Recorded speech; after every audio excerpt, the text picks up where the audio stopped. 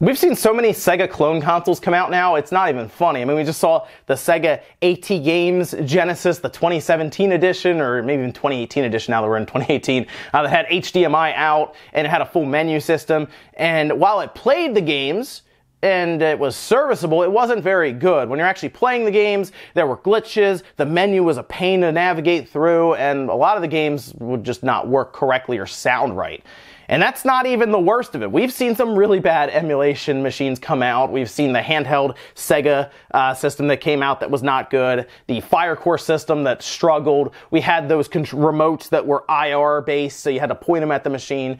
It just hasn't been a very good run for Sega clone consoles. Well, Sega might realize that because they've been licensing the name out, right? They don't actually manufacture or even really certify any of this stuff. They let them use the name, they let them use the games, and even like the mold and the model and everything, you know, to look just like it.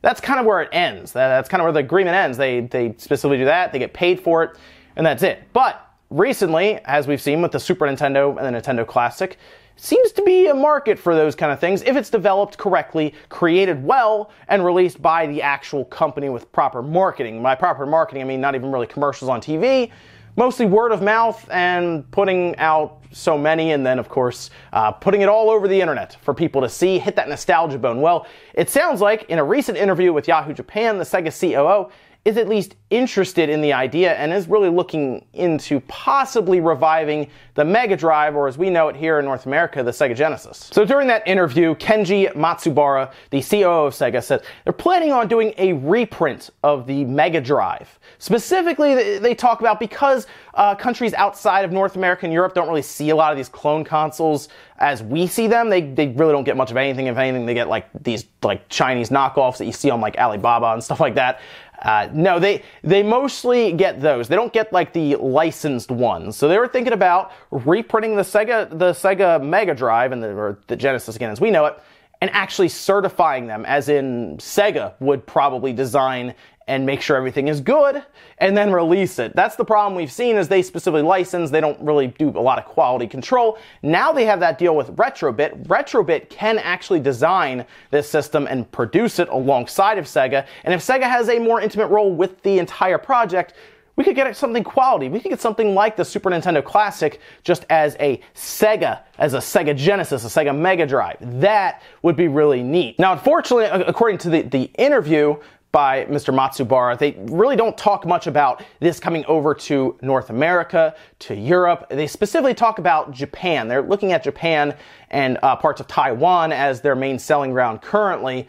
But, of course, if it does well and there is a demand for it and the product is actually good, that's the thing. A lot of people have been waiting for a good Sega Genesis, a Sega Mega Drive system. Really, the sky's the limit at that point. I mean, think about it. Let's say the Genesis does well. It does come over to North America, sells well, Europe, everything. What's stopping them from going a little further? You have Retrobit on the line with their deal they have for accessories and other peripherals that they're designing now. Why not take them and have them do things like, let's develop a Sega Saturn Classic. That would sell a lot, by the way. Let's develop a Sega Dreamcast Classic.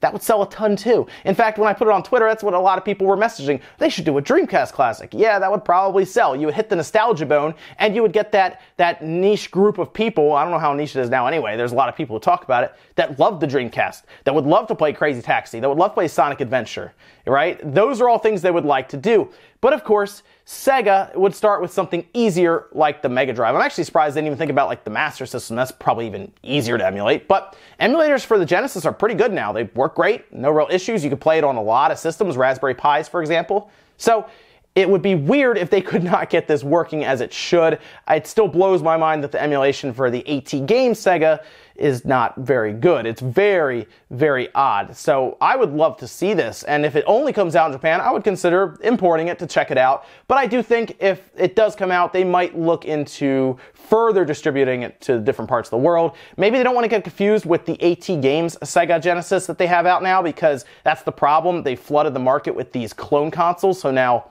everybody looks at it like, oh, it's another clone console. They'd have to do a lot of explaining, whereas the NES Classic and the Super Nintendo Classic kind of just showed up, and they're like, hey, we're releasing this. Not a lot of these are out there. Sure, you can build one with a Raspberry Pi, but this is the first time our name, our logo, being Nintendo, is on one of these emulation boxes, and they had a limited amount of games, and they released it. Good quality, the controllers were great.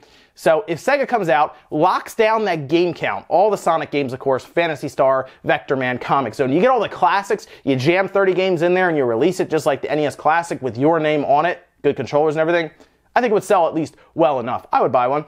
So let me know what you guys think down in the comments, though, about this. Dreamcast Classic, Saturn Classic, or Genesis Classic? Which one would you be buying? And would you be more interested if Sega was actually designing, creating, building, and certifying these things rather than like AT Games? Because they've kind of, I think they've kind of run their course now. AT Games has shown that they really aren't capable of designing a good or quality system. So let me know what you guys think down below. Like the video if you enjoyed the video, guys. Dislike it if not. Leave the comments, and I'll see you guys next time.